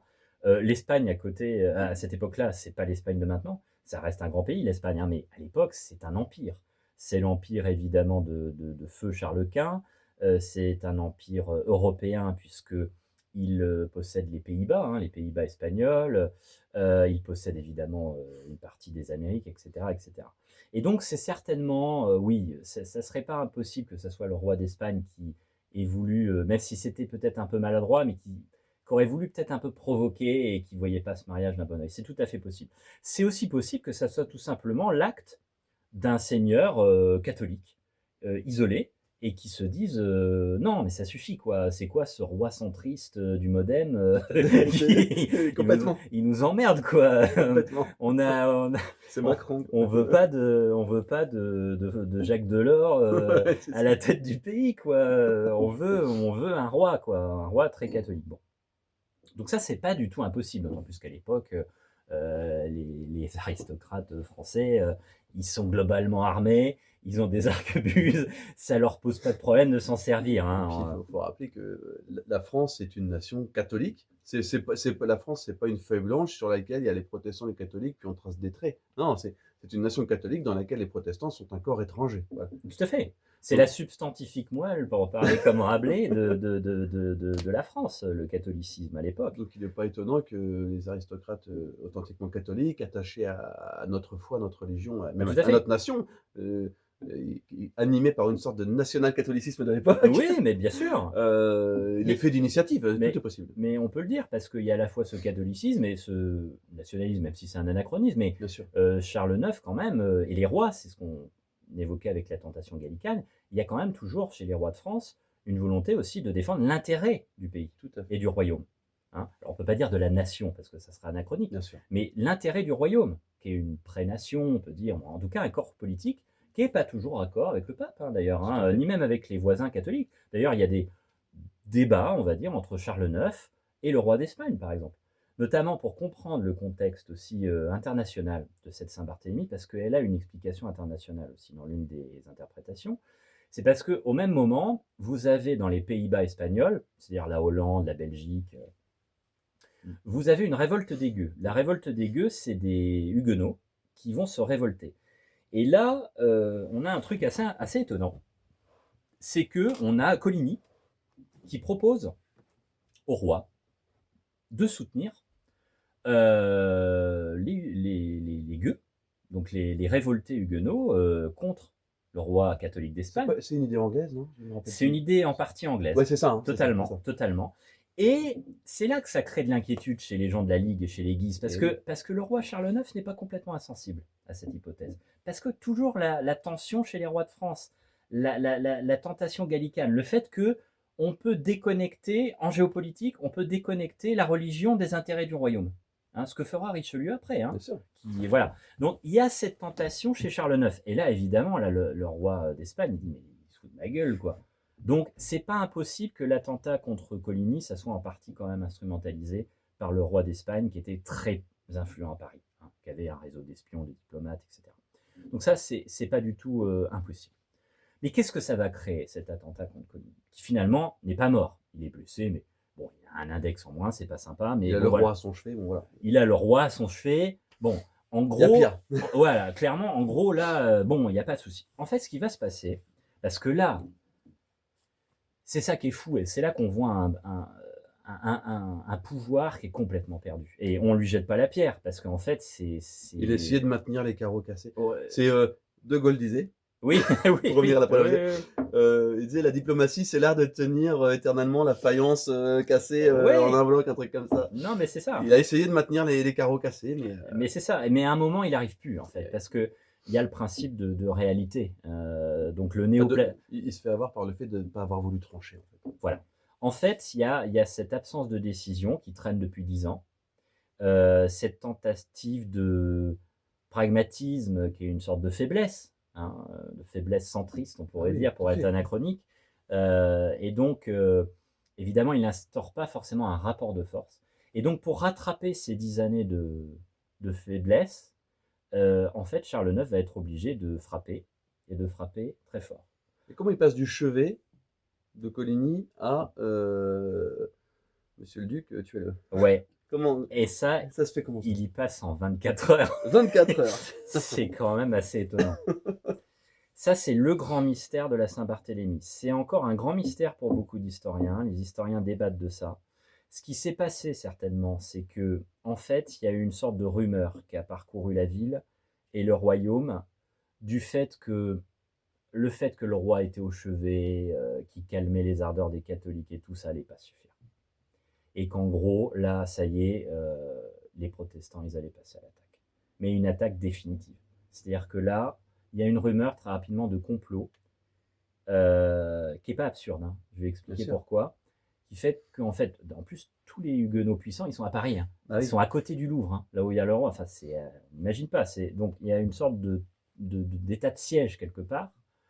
Et là, il y a un complot qui arrive très rapidement, donc le 22 août, 23 août, comme quoi, ça y est, les huguenots, ils allaient enlever le roi, le séquestrer. Et c'est pas absurde. Ce qu'ils ont déjà fait dans l'histoire. Oui, alors il y a déjà eu une... En 60, non Oui, dans les années 1560, on a un épisode qui s'appelle La surprise de Meaux, où il y a eu une tentative... Non, c'était une tentative. Voilà, une tentative à Meaux d'enlèvement et de séquestration du roi, Charles IX, et de sa mère, Catherine de Médicis. Oui, voilà, c'est ça. La surprise de Meaux. Et ça, c'est 5 ans, je crois que c'est en 1567, c'est 5 ans avant la Saint-Barthélemy. Catherine de C'est après Vassis. Ça. Ouais. Catherine de Médicis, elle a ça en tête, hein. Elle est quand même traumatisée parce que c'était oui. à 2 doigts, hein. C'était en gros, les chevaux étaient en forme ce jour-là, ils ont pu aller très vite. Mais en gros, il y avait déjà eu une tentative à Meaux des Huguenots d'enlever le roi. C'est quand même... Voilà. Et donc, en fait, il y a ce traumatisme qui va revenir à la surface. Et donc, il y a un peuple protestant et un peuple catholique qui est là vraiment, qui s'auto-alimente dans les rumeurs. Et en fait, il y a une traînée poudre. En fait. Et là, il y a tout ce couvercle-là, cette tentation, il y a tout qui va ressurgir. Cette violence, en fait, comme un geyser, en fait, qui va ressurgir en quelques heures. Et il est très influencé aussi par les Guises, parce que les Guises, souvent, sont quand même très lucides sur la situation et lui disent, bon, là, tu déconnes, là, à un moment, il faut arrêter, c'est bien beau, là, le néoplatonisme, Vénus, Mars, les danses, les musiques et tout, c'est sympa, mais bon, c'est pas Ibiza non plus, hein, le royaume de France, il y a juste des milliers de protestants qui veulent nous faire la peau. Bon, c'est bien sympa, la cour, un peu de jet set et tout, mais faut atterrir, là. Et là, c'est le rôle des Guises, ça, Et là, Charles IX lui dit, bon, t'as peut-être raison, Est-ce qu'avant ça, il a peut-être pas conscience du complot contre l'État? Si. Avant, il a conscience quand même? Ouais, quand même, parce qu'il y a des rumeurs qui lui viennent. Parce qu'on dirait quand même que l'entretien qu'il a avec le duc de Guise, donc là c'est le 23 août, je crois. Ouais. On a l'impression que c'est là que ils vont. On peut plus revenir en arrière. C'est trop tard. C'est trop tard. Bah, c'est un peu les grands remords, on dirait. Oui, bah, c'est une manière de racheter un peu cette passivité de 10 ans. Et puis c'est comme souvent, les gens qui veulent faire le en même temps. On connaît ça depuis quelques années en France. Le problème du en même temps, c'est qu'on ne choisit rien. Et donc quand on agit, eh ben, on improvise, on va trop fort, on va trop loin. Et oui, c'est ce que fait Charles IX. Alors après, il n'avait pas le choix. Je pense que voilà, la Saint-Barthélemy, c'était une légitime défense, c'était un massacre préventif, on peut dire, mais ça, en tout cas, ça a été justifié comme ça dans le conseil restreint du roi qui a lieu, donc on arrive au soir du 23 août, donc on est le samedi. On a ce conseil restreint, donc on a les Guises, on a le frère du roi qui est là, on a des personnalités ecclésiastiques éminentes, on a Catherine de Médicis, bien sûr. Et donc ils sont là, ils prennent la décision. Ils prennent la décision de tuer les chefs protestants. Point barre. Ce qui et si ce plan avait été mené à Oui. bien, le message envoyé aurait été exceptionnel Oui. dans le monde entier Oui. et pour des décennies, voire des siècles. Voilà, en fait, ils se disent, on va tuer les chefs protestants, c'est un geste quand même très très fort, mais un geste de légitime défense, parce qu'on n'a pas envie d'être enlevé, séquestré, massacré, et puis il en va, tu l'as très bien dit, de la raison d'État, de la sécurité du royaume, hein. Donc on met de côté tout ce qui est moral, etc. Là, on est vraiment sur la raison d'État, qui est essentielle en politique. Si on a une politique et on n'a pas des raisons d'État, on a une politique qui n'existe pas, en fait, hein. La politique, c'est la raison d'État, on pourrait même la définir comme ça, hein. C'est ce que fera Richelieu aussi plus tard. Mais donc, on a cette décision de tuer les chefs protestants. Et point barre. Et ça doit s'arrêter là. Et d'ailleurs, le roi est très clair là-dessus, hein, y compris l'Église. Donc on a cette décision. Et donc ça commence dans la nuit, du 23 au 24 août, vers 3-4 heures du matin. C'est plutôt bien choisi parce que cette heure-là, en général, il n'y a pas grand monde. Et les gens dorment. Donc ils commencent par Coligny. Donc ils vont chez Coligny, donc ils étaient à son chevet. Coligny se réveille, il dit c'est bizarre là, c'est pas le même mood qu'il y a 4 heures. Donc là, Coligny vont se faire plaisir. Donc ils ont des rapières, donc c'est des épées très longues, très aiguisées et tout. Donc ils vont viser la tête, donc ils lui laissent aucune chance, hein. Ils vont le tuer, il est mort sur le coup, hein. Ils vont le décapiter. Ils vont prendre la tête. Ils vont l'exhiber un moment. Ils le défenestrent, parce que ça suffit pas de le décapiter. Ils vont l'émasculer, parce que là aussi, ça suffisait pas de le défenestrer. Et après, ils vont traîner son cadavre dans les rues. Donc là, le roi modem, Jacques Delors, Édouard Balladur, se transforme en très peu de temps dans une sorte de Hulk ultra-catholique. Et la transformation étonne pas mal de personnes quand même. Voilà. C'est-à-dire, en fait, il y a une approche psychologique aussi qu'on peut faire de Charles IX, même s'il faut éviter de faire des analyses psychanalystes à 2 balles en histoire, mais ça peut être en partie pertinent. Charles IX est un personnage assez fragile sur le plan de la santé. C'est pourtant quelqu'un de très intelligent. Il est jeune. Il y a une relation avec sa mère qui est peut-être un peu, voilà, Catherine de Médicis, qui prend peut-être un peu trop de place. Il veut s'affirmer.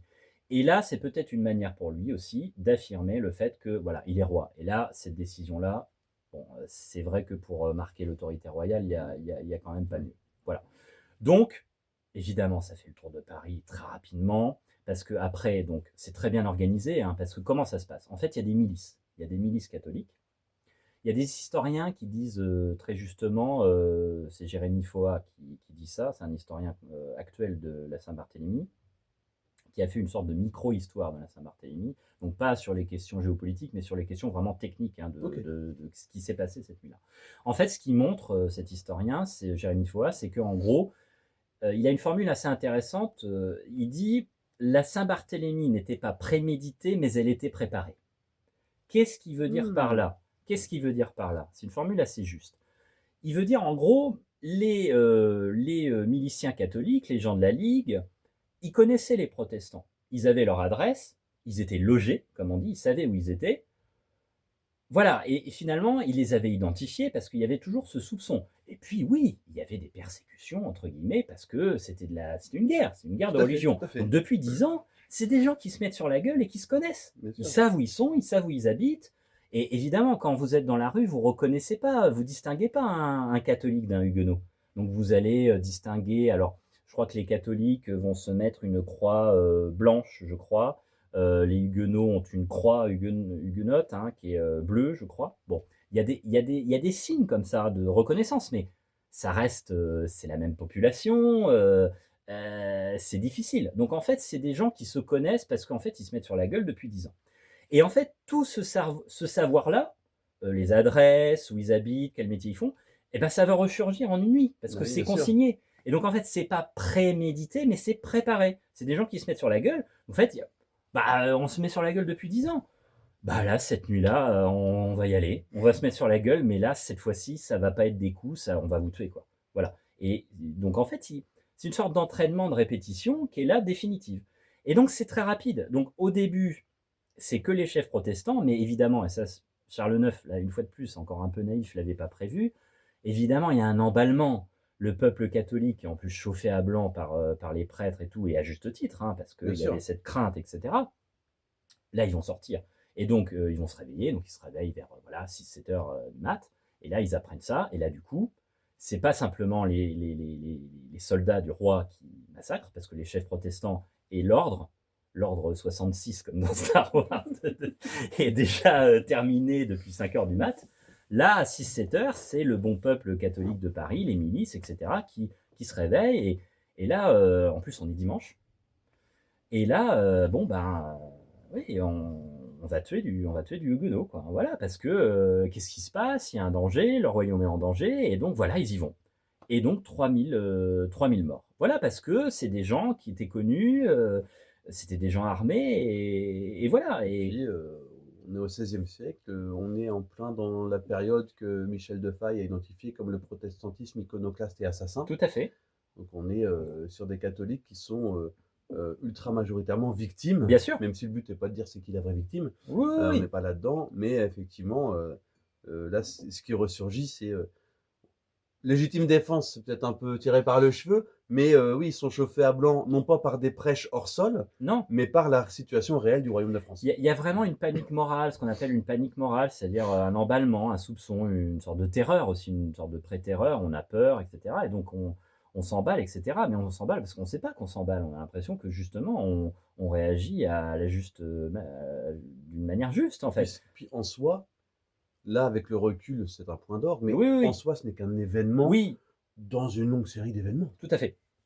C'est très important de replacer la Saint-Barthélemy dans un environnement chronologique et dans son contexte. C'est pas une sorte voilà d'acmé comme ça, d'éruption volcanique qui vient de nulle part. Mais l'avantage de le faire, c'est que ça passe sous silence tout le reste. Mais voilà, voilà, et ça fait partie de la martyrologie Tout à fait. protestante et du mythe de la propagande mémorielle dont on parlait en début de vidéo. Et donc, voilà, on a ces 3000 tués. Rapidement, donc la rumeur arrive en province, donc à Orléans, à Rouen, à Lyon, hein, qui sont des villes très huguenotes. Et ça va durer quelques semaines, voilà. Et donc, très rapidement, le roi essaye de dire non, mais il faut arrêter, etc. Mais il ne contrôle plus la situation.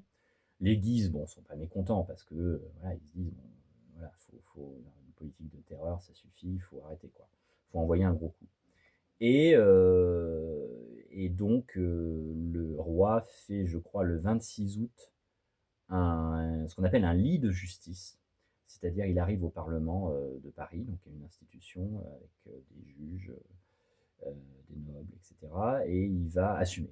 Il va assumer cette décision de la Saint-Barthélemy. Au départ, ils n'assument pas vraiment. Hein. Ils disent que c'est une sorte de défense contre un complot, etc. Alors, il va dire ça le 26 août, mais là, il va assumer un peu plus. C'est-à-dire qu'il va dire clairement que voilà, il fallait bien dire ça. Et il assume même le reste des massacres. Quoi. Bon, il dit pas, ça a dérapé. Il dit, bon, ben voilà, c'est comme ça. Bon. Et c'est vrai que c'est important, cette décision de Charles IX, parce que c'est un roi qui est jeune. Là, il affirme son autorité. Il met en avant la raison d'État. Et c'est peut-être une des premières démonstrations de ce qu'on va appeler plus tard l'absolutisme royal. Hein. Henri IV sera un peu là-dedans, Louis XIV bien sûr, qui est l'exemple même de l'absolutisme.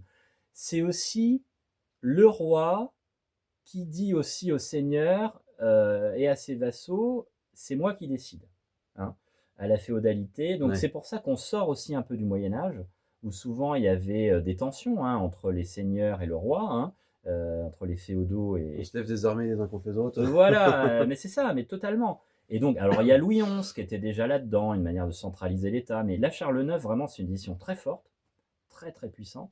Et puis après, il y aura Henri IV, bien sûr, et évidemment, la quintessence de l'absolutisme, et ça on le sait, hein, c'est Louis XIV, le roi Soleil. Mais donc voilà cette Saint-Barthélemy. Alors qu'est-ce que ça va donner comme conséquence directe? Eh bien, bah, déjà l'Espagne va applaudir, là parce que là pour le coup, le roi d'Espagne se dit oui, pas mal. Ça bouge. Ouais, je serais peut-être pas allé aussi fort, mais Le donc roi d'Espagne choqué. et voilà. Donc en une semaine, Ils allaient trop loin les mecs. c'est incroyable. Mais ça, c'est très français, hein. Ça peut faire penser à une certaine année 1940 aussi, où on passe d'un extrême à l'autre vis-à-vis d'une certaine communauté aussi. Le peuple français est très bizarre, hein. Quand les Français sont sympas, faites attention, hein. En vrai, on peut même faire la parenthèse avec maintenant, enfin le parallèle plutôt avec maintenant, Ouais. c'est que le gros problème qui était posé à la France charnelle, à la France catholique par le protestantisme et ce pouvoir mi-figue mi-raisin, c'était que évidemment, plus on donnait aux protestants, plus ils demandaient. Oui, bien sûr. Et ça créait des problèmes. Et on l'a vu avec d'autres communautés dans l'histoire, on le voit avec notre communauté aujourd'hui. Bien sûr. Et il se passerait, pour que les auditeurs comprennent bien, ce qui s'est passé à Saint-Barthélemy, c'est le genre d'ordre qui va satisfaire la France Mmh. charnelle. Le peuple. Si aujourd'hui Emmanuel Macron décidait d'un coup comme ça, parce qu'il a failli peut-être se faire assassiner par un imam ou un islamiste, de dire bon bah maintenant c'est mort, moi j'envoie les flics et l'armée Mmh. dans les cités, on reprend tout et ça va durer 48 heures. Oui, oui, oui. Il y a une grande partie de la France charnelle enracinée qui dit jamais rien, qui fait que subir, La majorité qui silencieuse. va approuver et Bien ce qui sûr. va alimenter le processus. Et bien sûr, dans le lot, il y aura des excités qui vont faire Bien sûr. des exactions. Voilà. Mais c'est très très juste ce que tu dis. Et ça permet de comprendre l'époque. Mais complètement. Et c'est très juste. Comme dirait l'autre. Mais oui, oui, Mais l'époque du 16e. voilà, mais tout à fait. Mais c'est très juste parce qu'une fois de plus, oui, la Saint-Barthélemy, on peut se dire, mais pourquoi il nous parle de ça, ce vieux truc, et puis en plus, protestant, catholique, c'est pas le sujet, alors que ça reste le sujet, en fait, d'un point de vue intellectuel et théologique et religieux. Et j'y reviendrai en parlant d'autre chose. Mais voilà, voilà. Mais oui, on peut faire un parallèle avec notre époque où, comme tu le dis très bien, finalement, cette tentative cette manière de lâcheté, de toujours temporiser le en même temps, c'est une lâcheté qui, en fait, est très dangereuse parce qu'en fait, en refusant le rapport de force, on met la poussière sous le tapis et en fait, à chaque fois qu'on recule, il faudra des mesures encore plus énergiques à chaque fois. Exactement. Et pour rétablir l'ordre, et on l'a vu avec les émeutes urbaines de 2023, qui étaient particulièrement inquiétantes. Et c'est vrai que ces émeutes urbaines de 2023, alors il n'y a pas eu 10 000 morts comme la Saint-Barthélemy. Je ne sais pas s'il y a eu des morts, je n'ai pas les chiffres, mais bon, il y a eu certainement des blessés. Et puis c'était quand même effrayant, hein, 1 milliard d'euros de dégâts. Et puis même pour l'ordre de l'État, c'était complètement inacceptable. Ça n'aurait pas dû avoir lieu ces émeutes en 2023. Et quelles seront les prochaines ?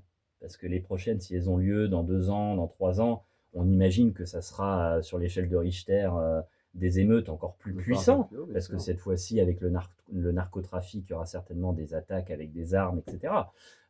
Donc voilà, ce pouvoir très faible, très centriste qu'on a à l'heure actuelle se dit modéré, mais il est surtout lâche, en fait. Et plus on... Si on ne décide pas. Voilà, on ne décide pas et finalement, plus on retarde, plus il faudra des mesures particulièrement énergiques pour rétablir la cohésion nationale et l'ordre. Et donc c'est vrai qu'on peut faire ce parallèle avec cette époque qui est très fracturée, l'époque des guerres de religion. C'est un parallèle évident. Tout à fait. Et là où je voulais en venir, j'y reviendrai tout à l'heure, mais j'y reviens maintenant du coup, c'est, tu disais que c'est très actuel cette histoire de catholiques et de protestants. Et moi, ça me fait penser à une notion en particulier, c'est le judéo-christianisme. Ouais. Parce que j'ai fait moult interventions pour expliquer que le judéo-christianisme n'existait Mmh. pas, toute la différence qu'il y a entre la cité catholique et la cité juive, Mmh. comme on le dit dans le petit livre orange, là je vous mets le lien, le catholicisme social et la question juive du marquis de la Tour du Pin. Mais en fait, le judéo-christianisme, il existe Mais bien sûr, si on considère le protestantisme comme un christianisme. bien sûr. Et là, on voit toute cette collusion donc, entre les protestants, entre l'esprit juif, enfin, l'esprit de la cité juive, politiquement parlant, entre l'esprit franc-maçon, entre l'esprit républicain. Tout ça, ça fait un genre de magma qu'avait dénoncé Charles Maurras, hein, j'invente rien. Bien sûr. Même si je suis pas maurassien là-dessus, c'est Oui, carré. oui, oui, les États Voilà, confédérés. voilà. Et oui, on ajoute en plus les métèques, les halogènes, comme Mmh. on dirait maintenant. Mmh. Mais en tout cas, voilà, ce judéo-christianisme, il existe, mais il concerne que les protestants. Oui, Et c'est vraiment deux façons, et c'est le terme chrétien qui pose problème, puisque le terme chrétien est revendiqué évidemment par les catholiques et par les bien protestants, sûr. alors qu'il s'agit de vision du monde et d'histoires non seulement différentes, mais complètement antagonistes. Oui. Et c'est une question très actuelle, savoir faire la différence entre le Ah catholicisme et oui. le protestantisme.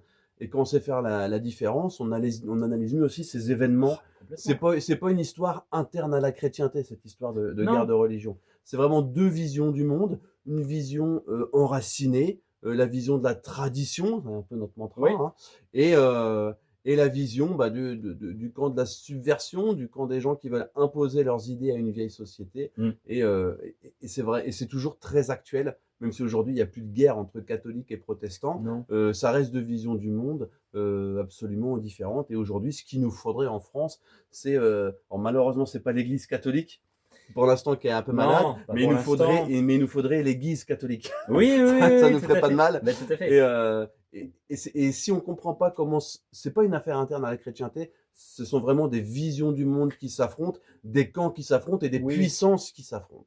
Oui, mais c'est très juste ce que tu dis et toujours pour parler un peu de l'actualité de la Saint-Barthélemy et des guerres protestants, catholiques. Alors, il y a juste encore des conflits, sporadiques entre catholiques et protestants en Irlande. Oui. D'ailleurs, j'ai vu que ça revenait, hein, ces dernières semaines. On en parle très peu, mais en Irlande du Nord et en Irlande, c'est en train de repartir là entre les catholiques et les protestants. Mais bon, là, c'est aussi, très particulier, hein, cette histoire-là. Mais il y a les protestants américains, ce qu'on appelle les évangéliques, Tout à qui fait. sont très influents auprès notamment de Donald Trump et qui sont très sionistes, qui sont des partisans du Grand Israël. Alors, les Juifs, à un moment, les Israéliens, les sionistes, ça va leur poser problème parce qu'ils sont partisans d'Israël, parce qu'ils pensent que la puissance d'Israël va accélérer la conversion des Juifs au christianisme. À un moment, je pense que Netanyahou et Et les évangéliques américains, ils seront plus d'accord. d'ailleurs, je voudrais citer un livre d'Arnaud de Lassus, Connaissance élémentaire du protestantisme. Pareil, on aura le lien en dessous de la vidéo. Mmh. Il cite Bernard Lazare. Donc, Oui. il cite un écrivain juif qui dit, donc lui-même en tant que juif, il dit c'est l'esprit juif qui triompha avec le protestantisme. Donc voilà, avec ce genre de phrase, vous voyez ce qu'est le protestantisme et surtout, vous voyez ce qu'ont derrière la tête ceux qui utilisent le mot judéo-christianisme. Oui, oui, oui, Ceux qui oui. utilisent le judéo-christianisme ou qui mettent, comme ça a été récemment le cas, je crois, dans le JDD ou je ne sais plus où, Mmh. ceux qui mettent le judéo-christianisme en avant ou qui mettent en avant une équivalence entre la christianophobie et l'antisémitisme, eh bien, en fait, C'est dans le JDD, ouais. dans le JDD, ce sont des protestants mentaux. Ils ne parlent pas du tout du catholicisme. Mmh. Oui, bah, globalement, tous les médias d'ailleurs de la sphère, Bolloré, hélas, sont sur, cette ligne-là, hein, le judéo-christianisme et cetera et cetera. Mais c'est pour ça que c'est vraiment d'actualité et puis, oui, il y a une alliance d'ailleurs historique, hein, c'est pas du tout du complotisme, c'est un fait, historique, une alliance historique entre les juifs et les protestants dans l'histoire, au moment de la Révolution, parce L'école que de la République oui, est très est très protestante. protestante, c'est vrai quand Parce que l'école de République, l'école laïque, etc., l'école libérée de Dieu, c'est quoi en fait? C'est un enseignement anti-catholique, tout simplement. oui, bien C'est sûr. reprendre l'éducation des mains des catholiques qui étaient les seuls à éduquer les petits Français. Ben complètement, c'est vrai qu'en général, on dit que l'école de la Troisième République est maçonnique, c'est vrai, elle est maçonnique, mais elle est très protestante aussi, c'est très juste de dire ça. Les élites protestantes sont encore très influentes Oui. en France, hein, et puis oui, il y a cette alliance entre juifs et protestants au moment de la Révolution française. La Révolution française, faut pas oublier, émancipe, hein, les juifs, et puis les protestants sont très influents, en général très en faveur, bien sûr, de la Révolution française, et cetera, très anglophiles, enfin, tout se tient, hein, très Et d'ailleurs, libéraux, voilà. quand on lit, alors je vais refaire, là, je monte des livres. Quand on lit Michel Defaille, Le protestantisme assassin, Mmh. au XVIe siècle en France, on voit, il y a quelques massacres qui sont décrits, et ce que fera 2 siècles plus tard la Révolution française avec la terreur, les colonnes Oui, oui, oui. infernales, ça n'a rien à envier à ce que faisaient déjà subir les protestants catholiques au XVIe siècle. Donc il y a vraiment une continuité dans l'horreur anticatholique. Oui, Mais oui, à oui. l'époque, pour moi, hein, je suis désolé, mais être contre les catholiques, c'est être contre la France, c'est être anti-français. Oui, oui, oui. C'est un parti de l'étranger. Oui, oui, parti d'étrangers, c'est clair, hein, c'est démontré, hein, avec beaucoup d'agents doubles, de puissances étrangères, l'Angleterre, bien sûr, la révolte des gueux aux Pays-Bas espagnols, on en a parlé, bon, la Suisse, une partie de l'Allemagne aussi, même si l'Allemagne n'existait pas en tant que telle à l'époque, mais bon, le protestantisme est parti de là, hein, Luther, hein, bien sûr. Mais donc oui, c'est une question internationale, une question politique interne qui est cruciale et ça a des échos avec ce qu'on vit à notre époque. Oui. Tout à fait. Et la magie du protestantisme, c'est la conclusion du livre de. Je sais pas où on en est dans la vidéo, si on est à la fin ou s'il y a d'autres sujets à aborder. Mais en tout cas, cette petite brochure donc, que j'ai déjà présentée, Le terrorisme, d'Yves Gérardin aux éditions du Sel, pour moi, il résume tout, il explique tout, toute la fausseté de la mémoire des guerres de religion. Dans sa citation, il a cette phrase: par un incroyable retournement, la religion qui s'est partout imposée par la terreur transmet aujourd'hui une identité victimaire. On a inversé, non pas les gentils et les méchants, mais les déclencheurs de troubles et ceux qui réagissaient aux troubles. On a inversé les auteurs et les victimes. Mm. Pour moi, c'est ça l'histoire des guerres de religion. Et pour moi, c'est pour ça qu'aujourd'hui, Vassy et surtout la Saint-Barthélemy Ouais. sont autant mis en avant, parce que bah, c'est l'arbre, c'est une formule éculée, je suis désolé, mais ça correspond. La Saint-Barthélemy, c'est l'arbre qui cache la forêt Ouais. des guerres de religion d'origine protestante contre les catholiques en France. Oui, c'est la fameuse inversion accusatoire, hein. C'est Fait. une inversion accusatoire qui est pratiquée par d'autres personnes aussi.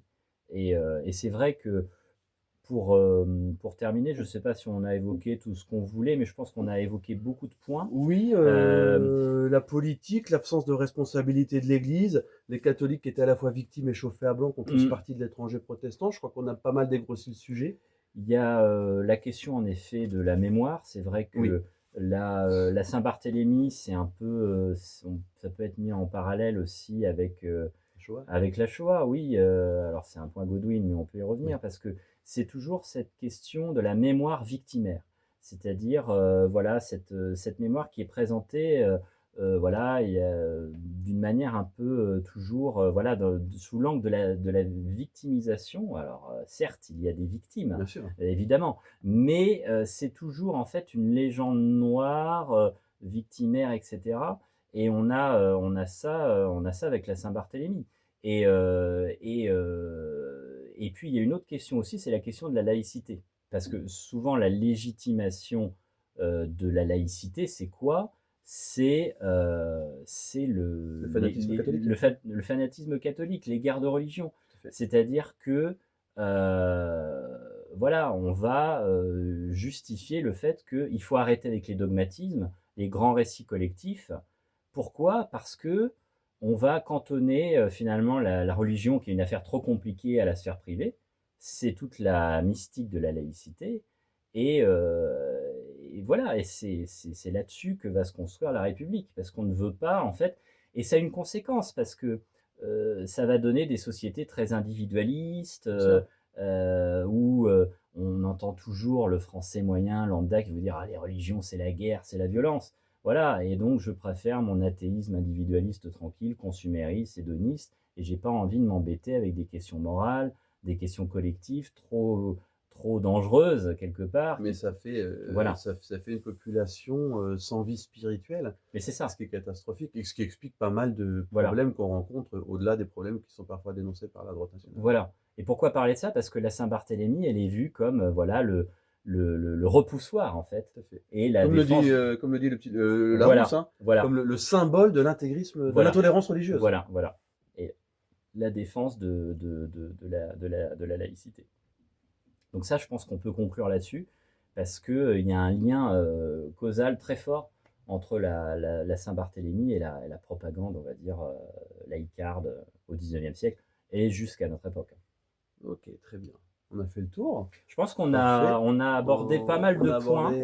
On a abordé le point technique, on a abordé le côté religieux, même si on est passé très vite dessus, et pour cause, Mmh. l'Église n'avait rien à voir là-dedans. C'est une décision royale Voilà.